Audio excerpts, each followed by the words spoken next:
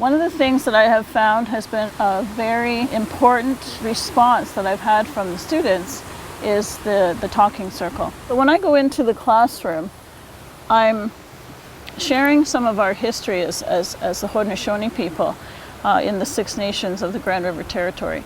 And this is a wampum belt that was made in 1613.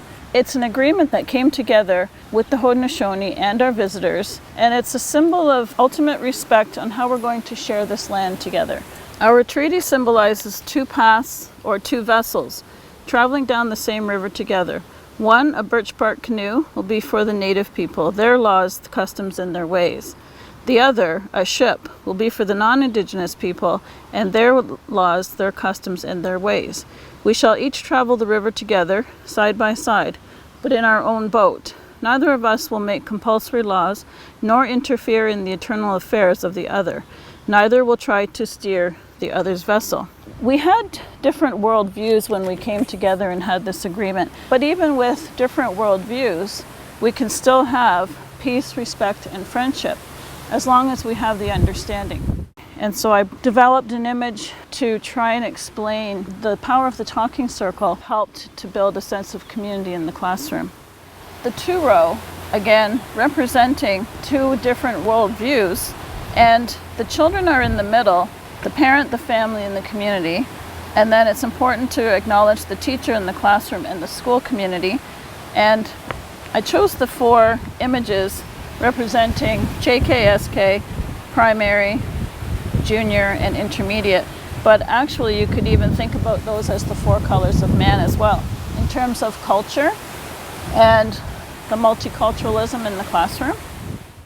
This is the Five Nations, or the Hiawatha belt down here, and this is the Six Nations Peace Belt. And in the spirit of inquiry, I want to have these images and have people inquire about what they mean and maybe research where they came from, because it was our way to communicate through wampum, to record our agreements, and I think it's important to understand where the wampum beads came from as well. But I'm going to leave that as an inquiry. This looks like a sunrise, basically giving thanks for every new day. And there's these images of the tree, and if it was brought together, it would be a whole tree. And the three parts of the tree representing a good mind, peace, and strength. So it's the basis of our relationship here at Turtle Island. And when we start to understand our history, it brings us to our current living together, side by side, without interfering, creating peace. The feather is it's like the talking stick in the circle. The person with the feather is the one who speaks. Everyone listens and honors the person with the feather. Nobody is higher, nobody is lower. There's a sense of equity, unity, equality, and ultimate respect. In a grade 2-3 classroom, one of the teachers then, after we had had a couple of circles, she had a circle in her class, and it lasted for an hour and 20 minutes. And she said you could have heard a pin drop. Those children shared about their history, about their culture. And she found out that a little boy in the circle was First Nations, and he had all this knowledge, and she didn't know that's who he was. Ever since he shared that, his whole attitude has changed in the classroom. It's like he feels like he's a part of that community. And I'm going to read a couple of responses from the grade 2-3 class. I also have some responses from the grade 7-8 class. The student says, "In the circle, I feel safe, and I like to hear everyone's thoughts and feelings, and I feel connected when I'm in the circle, and I feel like being in circles at school." This is another girl who is not First Nations. She says, "When I'm in the circle, I feel that people can connect with feelings and thoughts. In the circle, I'm confident about myself because no matter what I say, I always think that no one will laugh. The talking circle is heartwarming because I can listen to what people feel and think.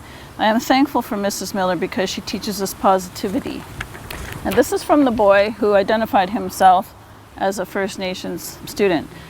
I'm thankful for the Creator and the sky above us, the positive, easy thing in life, and how we share in a talking circle, also the Creator and animals. And I incorporated the talking circle in a grade 7-8 classroom. I said, you have to have your hoods and hats off in the circle. It's a sign of respect. And there was a boy sitting outside the circle. He wasn't sure about joining. And so we respected that as well. And about 5 minutes later, that boy picked his chair up and he joined the circle. And I was really, really,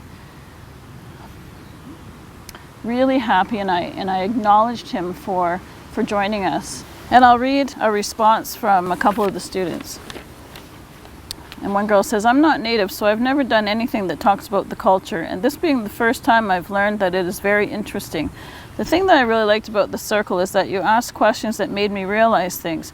What are you thankful for? My response was my friends and my family, but being asked that, I had to think of why I am, and it makes me appreciate the things that I have more. Your image of life is very unique. With the car, I teach them about thoughts and decision making using the analogy of a car, and how it's very similar to life. You go down any road and you end up at any destination you want. It's really powerful, and it makes me think about how much of my life I spend following someone else's car, and thanks to you, I feel more in control of my life.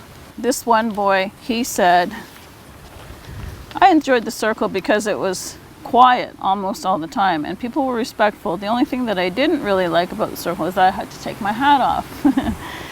But they really showed ultimate respect. They were quiet. They were paying attention to the person who was speaking, and that really completely honors that person, gives them that voice, that student voice. And they talk about environment, and I believe that until we create an environment of inclusiveness and equity and honor each individual, then we will have success, then we will have achievement, because then we will build self-esteem, then we will help people to feel comfortable to take a risk, and creating that environment of non-judgment. And it's okay, like we're all learning together. I say to the kids, I'm sometimes experimenting with love and kindness and understanding. And so when we share it, I'm not surprised at the response, because I've always seen the same response. And it's beautiful.